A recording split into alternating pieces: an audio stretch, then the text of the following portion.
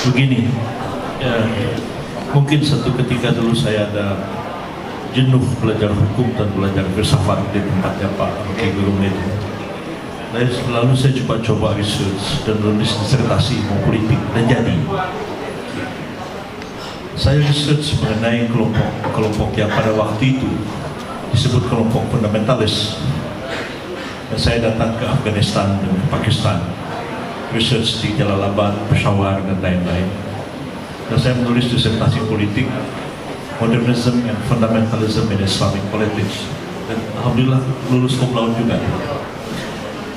Jadi pada waktu itu ada semangat besar di dunia Islam, pergantian abad hijrah, abad 14 ke abad 15 hijrah, yang orang berharap ini ada kebangkitan baru dari dunia Islam. Tapi tidak berapa lama sesudah itu berhentilah perang dingin. Jadi Bukhari mengatakan ini kewenangan dari dan itu segala macam.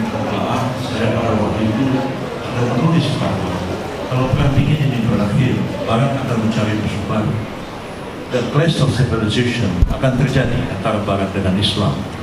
Dan saya kira itu yang terjadi sekarang.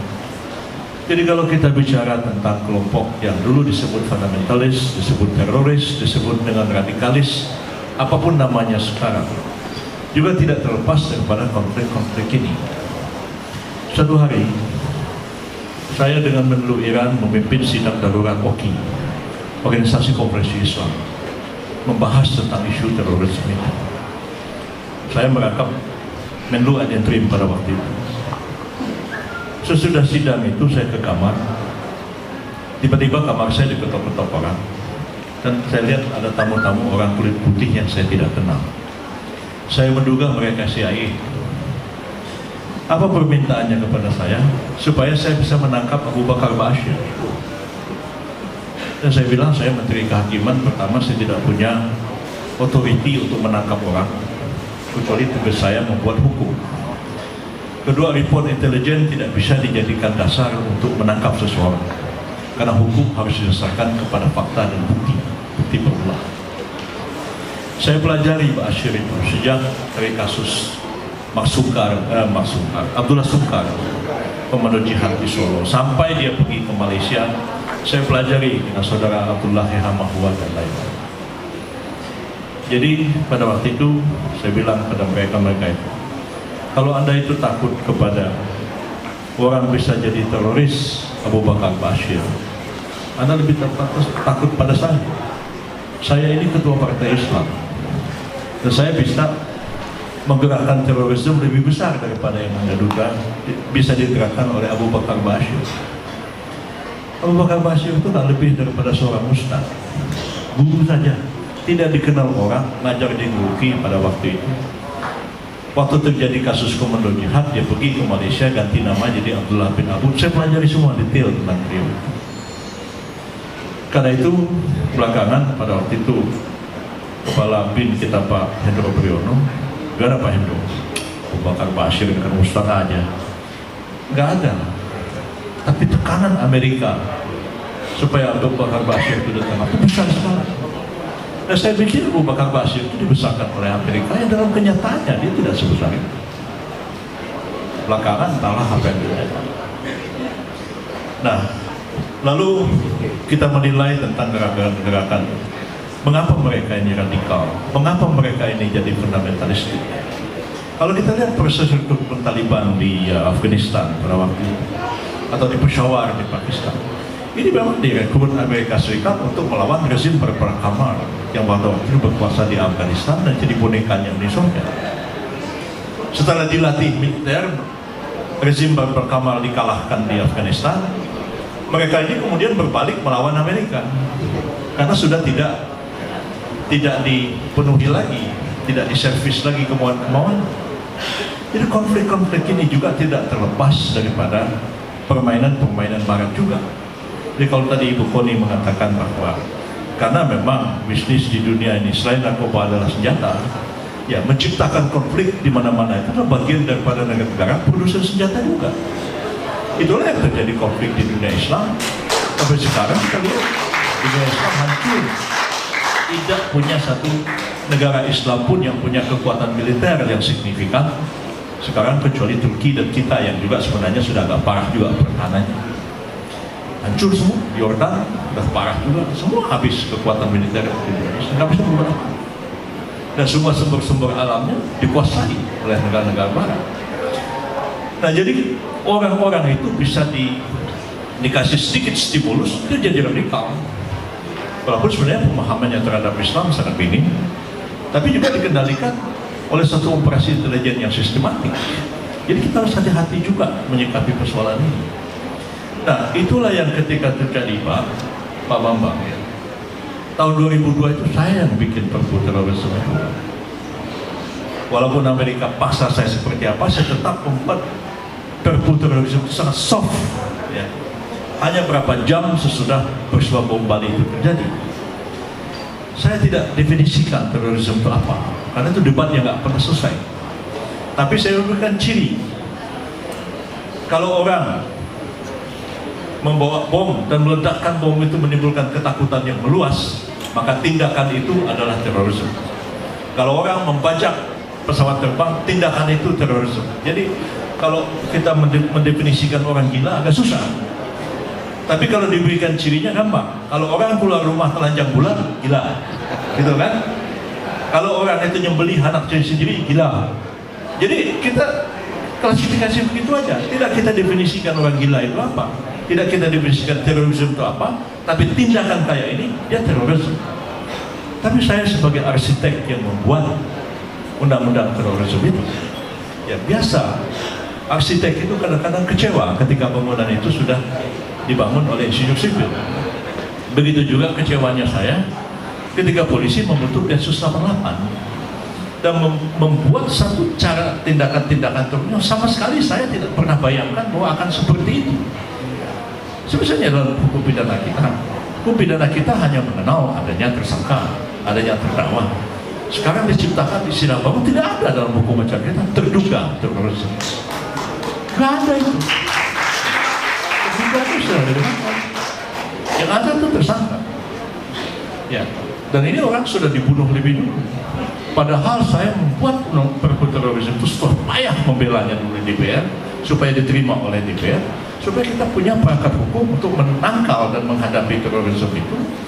Tapi kita ingin semua itu tetap menghormati hukum, HAM, dan kita menghormati demokrasi. Tapi tidak bisa kita kemudian, sekarang berapa sih terorisme yang kita adili? Mati semua. Kita tidak pernah berhasil mengungkapkan jaringan mereka secara tuntas, karena semua dibunuh. Dan ini Pak, polisi hati-hati. Duterte sekarang itu Menlunya berkali-kali bicara dengan saya, Pak Yusril, gimana menghadapi sidang Dewan HAM PBB. Karena Duterte, Menteri Luar Negerinya dan Menteri Kehakiman Filipina itu sekarang diinvestigasi oleh Dewan HAM karena dianggap melakukan extrajudicial killing terhadap orang-orang yang diduga narkoba. Suatu saat polisi kita akan diinvestigasi dalam hal terorisme, bisa dituduh melakukan extrajudicial killing, pembunuhan di luar peradilan. Kenapa sih nggak bisa ditangkap aja itu orang-orang yang dituduh terorisme? Tangkap, adili. Kan belum apa sudah tembak, udah mati dulu. Ya, yang mengherankan saya misalnya kasus yang di masjid Jalan Trunojoyo itu, kan cuma 2 orang. Ya, masa nggak bisa ditangkap 2 orang itu lari ke Blok M terus tembak? Jadi tanya bagi kita rakyat ini. Jadi saya pikir kita harus tetap hati-hati menghadapi ini. Dan negara kita ini juga, ya, memang saya pikir memerlukan satu kecerdasan yang luar biasa untuk keluar daripada kesulitan sekarang. Saya sepaham dengan Pak Rocky bahwa diperlukan satu kapasitas intelektual dan akademik yang tinggi untuk menjawab challenge yang kita hadapi sekarang ini. Ya bisa dengan cara yang nggak konsepsional, enak-enak itu aja, asal bangun infrastruktur, asal pinjam duit, begitu nggak pernah mikir bagaimana kemampuan kita untuk membayarkan semua itu bisa serius bagi negara ini. Kaitan implikasi dengan masalah kedaulatan, apalagi posisi kita yang terus jadi inceran dari kekuatan Amerika Serikat maupun juga kekuatan Cina di sini. Ya, begitu pahamlah tentang poros maritim, tentang Silk Road yang zaman dulu kala sekarang sudah diubah menjadi Silk Road, yaitu bukan lagi di darat jual sutra sampai ke Istanbul zaman dulu, tapi sudah laut. Dan ini menjadi sangat serius juga. Ibu Koni paham lah, dari dulu kita pertahankan, kita tidak pernah mau membuka jalur dari barat ke timur. Maka Alki kan cuma kita buka 3 jalur utara selatan. Gak pernah kita mau. Walaupun Amerika paksa, gak pernah kita mau. Karena akan mengancam kedaulatan kita, pertahanan kita. Tapi dengan dikerjasamakannya 24 pelabuhan dengan Cina, mulai dari Sabang sampai Merauke, artinya kan dari barat ke timur Cina sudah bisa mengontrol lautan kita. Masalahnya kemudian jadi masalah sangat serius, dan ini besar sekali kaitannya dengan undang-undang penanaman modal kita, komitmen kita dengan WTO, komitmen kita dengan NAFTA, perdagangan bebas ASEAN, segala macam. Negara sudah hampir tidak punya proteksi terhadap rakyatnya sendiri. Apalagi sekarang dengan akuisisi terhadap perusahaan. Bolehnya kita membuat perusahaan asing berdasarkan hukum Indonesia, maka sebenarnya penguasaan terhadap tanah dan penguasaan terhadap sumber daya alam itu lebih mudah dilakukan oleh konglomerat daripada dilakukan oleh penjajah zaman dulu. Penjajah zaman dulu datang sini bawa senjata, perang dulu, lawan sultan, lawan ulama, lawan Diponegoro, perang dulu. Sudah kalah orang itu, dia bikin jalan, dia bikin taksi militer, bikin macam-macam. Barulah Belanda itu bikin kebun, barulah dia nambang. Sekarang dengan cara akuisisi sebuah perusahaan lokal punya lahan tambang 5.000 hektar emas dengan modal 10 miliar, dibeli 8 miliar, yang ada 2 miliar, 80% dikuasai oleh asing semuanya itu. Kita seperti nggak bisa berbuat apa-apa. Akhirnya kita tahu APBN kita dulu, kalau Pak Harto dulu APBN-nya itu antara migas non migas, sekarang sudah pajak non pajak, dan kita tahu akhirnya ya sumber dari alam kita itu sudah tidak dapat lagi untuk mengcover dari APBN kita. Lalu pemerintah sekarang seperti berburu di kebun binatang, ya, perlu makan daging, tembakin aja binatangnya di situ, dapat daging. Perlu nutup APBN, tingkatin pajak, pajakin semua hal. Rakyat sendiri yang jadi binatang tembakin di kebun sendiri. Jadi perlu, dulu kita Pak Bintang sama lah, dulu kita marah-marah sama Pak Arno. Siapa juga bisa membangun kok kalau minjem, ya. Itu yang kita bilang ke Pak Harto dulu. Kalau minjem luar negeri kita juga bisa bangun. Saya nggak punya duit, dengan dipinjam duit saya juga bisa bikin rumah, bisa beli mobil kok pinjam ini. Sekarang dengan pinjaman yang sudah 3 tahun memerintah 1.200 triliun, berarti lebih 1 triliun per hari.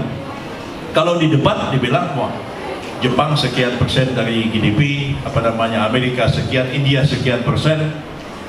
Ya kita tahulah persoalannya bukan soal sekian persen, 60% dari GDP dilampaui atau tidak. Persoalannya apakah kita mampu membayar atau tidak. Persoalannya dari situ. Jepang bisa aja 206% dari GDP utang luar negerinya, tapi piutang luar negeri Jepang berapa? Kalau ditagih semua piutangnya dibayar langsung utang luar negerinya itu. Kita nggak bisa apa. Memang kita ada ngutangin negara lain yang bisa kita tagih utang kita itu, bayar utang kita sendiri. Kita ada. Ini saya kira persoalan besar bangsa ini, yang saya kira memang kita perlu satu kecerdasan yang luar biasa untuk mengatasi ini. Jadi kalau kembali lagi kepada demokrasi model sekarang ini, yang one person one vote seperti itu, ya akhirnya ya siapapun bisa jadi presiden dengan diconditioning oleh pemilik modal, jadilah dia presiden. Dan kita ini para intelektual di kampus ini ngomel aja juga jadi tiap hari, nggak bisa berbuat apa-apa. Itu jawabannya.